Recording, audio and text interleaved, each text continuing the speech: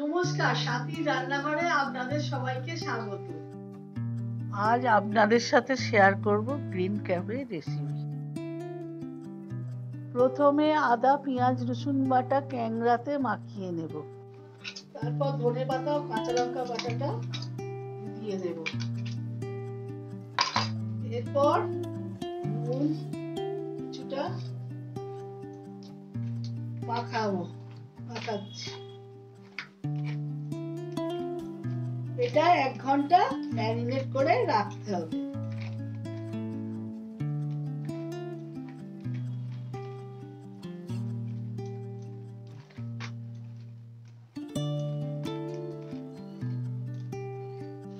এখানে আমি প্রথমে নিয়ে নিয়েছি গোটা গরম মশলা, টক দই আর টমেটো কুচি।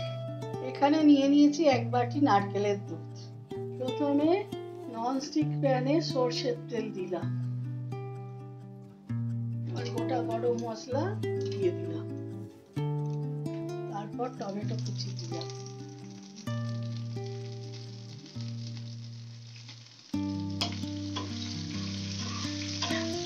টমেটো কুচিটা ভাজা ভাজা হলে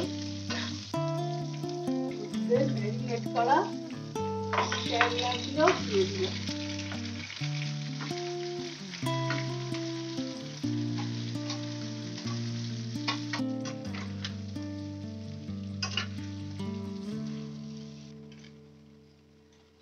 এরপর টক দইটা ম্যারিনেট করে টক দইটা দিয়ে দিলাম।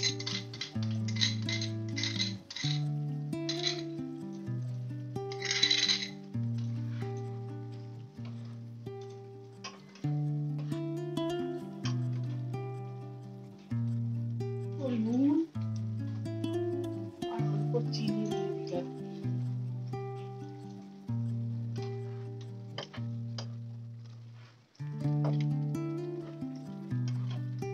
এরপর একটু কষা হয়ে গেলে নারকেলের দুধটা দিয়ে দেবো।